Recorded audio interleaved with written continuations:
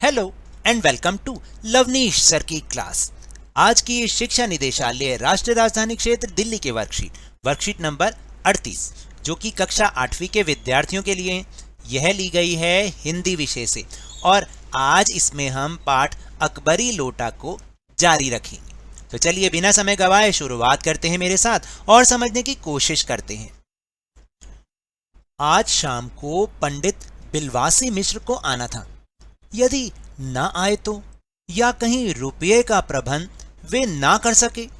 इसी उधेड़ बुन में पड़े लाला झाऊ लाल छत पर टहल रहे थे। कुछ प्यास मालूम हुई। उन्होंने नौकर को आवाज दी। नौकर नहीं था, खुद उनकी पत्नी पानी लेकर आई। वह पानी तो जरूर लाई पर ग्लास लाना भूल गई थी। केवल लोटे में पानी लिए वह प्रकट हुई। फिर लोटा भी संयोग से वह जो अपनी बेढंगी सूरत के कारण लाला झाऊ लाल को सदा से नापसंद था, यानी कि उनको वो लोटा ही नहीं पसंद था और उसी में ही वो पानी ले आई उनकी पत्नी। था तो नया, साल 2 साल का ही बना, पर कुछ ऐसी गढ़न उस लोटे की थी कि उसका बाप डमरू और माँ चिलम रही हो ऐसा लगता था। यानी कि वो अच्छा नहीं था, उन्हें नहीं अच्छा लगता था। लाला ने लोटा ले लिया, बोले कुछ नहीं। अपनी पत्नी का अदब जो मानते थे, मानना ही चाहिए, इसी को ही सभ्यता कहते हैं। जो पति अपनी पत्नी का ना हुआ वह पति कैसा। फिर उन्होंने यह भी सोचा कि लोटे में पानी दे तब भी गनीमत है, अगर चूं भी कर देता हूं तो बाल्टी में भोजन मिलेगा, तब क्या करना बाकी रह जाएगा। लाला अपना गुस्सा पीकर पानी पीने लगे। फिर उस समय वे छत की मुंडेर के पास ही खड़े थे। जिन बुजुर्गों ने पानी पीने के संबंध में यह नियम बनाए थे कि खड़े खड़े पानी ना पियो, सोते समय पानी ना पियो, दौड़ने के बाद पानी ना पियो, उन्होंने पता नहीं कभी यह नियम बनाया या नहीं कि छत की मुंडेर के पास खड़े होकर पानी ना पियो। जान पड़ता है कि इस महत्वपूर्ण विषय पर उन लोगों ने कुछ नहीं कहा है। लाला झाऊ लाल मुश्किल से 2-1 घूंट पी पाए होंगे कि ना जाने कैसे उनका हाथ हिल उठा और लोटा छूट गया। लोटे ने दाएं देखा ना बाएं, वह नीचे गली की ओर चल पड़ा। अपने वेग में उल्का को लजाता हुआ वह आंखों से ओझल हो गया। मतलब समझ रहे हैं कि जितनी तेज आपने देखा ना आकाश में, कभी आप कहते हो तारा टूट रहा है, वो तारा नहीं टूटता बल्कि उल्काएं होती हैं जो कि बड़ी तेजी से आ रही होती हैं। उससे भी तेज, मतलब वो फटाफट से एक स्पीड से गिरा और आंखों से ओझल हो गया। किसी जमाने में न्यूटन नाम के किसी खुराफाती ने पृथ्वी की आकर्षण शक्ति नाम की एक चीज इजाद की थी। यानी ये यहाँ पर एक केवल व्यंग्य के लिए कहा गया है कि मतलब उसने जो न्यूटन ने पृथ्वी की गुरुत्वाकर्षण शक्ति नाम की जो चीज इजाद की, यानी उसकी खोज की, तो वो इस समय बहुत ज्यादा हावी हो रही थी क्योंकि लोटा झट से नीचे गिरा और गायब। कहना ना होगा कि यह सारी शक्ति इस समय लोटे के पक्ष में थी।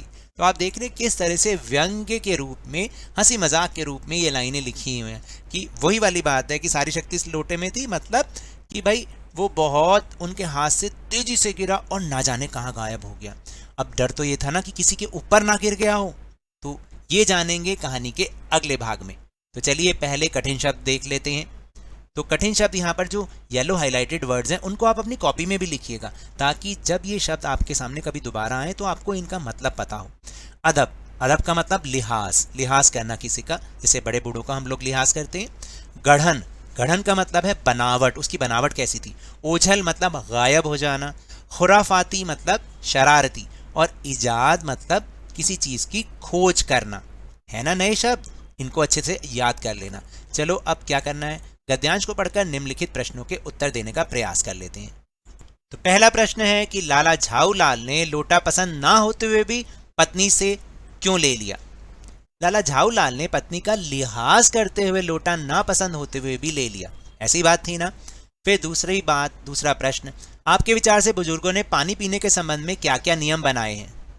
तो ये तो आपके घर में भी ऐसे बताते होंगे कि बुजुर्गों ने पानी पीने के संबंध में यह नियम बनाए थे कि खड़े खड़े पानी ना पियो, सोते समय पानी ना पियो, दौड़ने के बाद पानी ना पियो, है ना। ये नियम हमारे घरों में भी बताए जाते हैं। फिर तीसरा प्रश्न है, आप न्यूटन के नियमों के विषय में क्या जानते हैं? देखिए न्यूटन ने क्या किया था, गुरुत्वाकर्षण के नियम को इजाद किया था या उसकी खोज की थी। तो आप ऐसे भी लिख सकते हैं कि न्यूटन ने गुरुत्वाकर्षण के नियम की खोज की थी या नियम को इजाद किया था, बात एक ही है। फिर गतिविधि, क्या आपकी रसोई में कुछ ऐसे बर्तन हैं जो आपको नापसंद हैं? बर्तनों के नाम के साथ उनके नापसंद होने का कारण भी लिखिए। तो देखिए, जो मेरे ऊपर बात जो जमती है वो मैंने लिखी, आपको जो पसंद है, आपको जो जमता है, आप वो लिखें। मुझे किचन में काले बर्तन तो बिल्कुल नहीं पसंद, क्योंकि उनका रंग काला होता है, अगर उनको जितना मर्जी साफ कर लें हैं तो वो काले ही ना, इसलिए मुझे वो पसंद नहीं आते। आपको क्या लगता है, आपको कौन से बर्तन नापसंद हैं और क्यों, वो इस उत्तर में आप लिखिएगा और फिर अपनी वर्कशीट सेंड कीजिएगा। तो ये तो थी आज की वर्कशीट। अगर मेरे इस तरह समझाने से अब आपको समझ में आने लगा है ना, तो इस चैनल और वीडियो को लाइक कीजिए, शेयर कीजिए, और अगर आप नए हैं तो सब्सक्राइब भी कर लीजिए।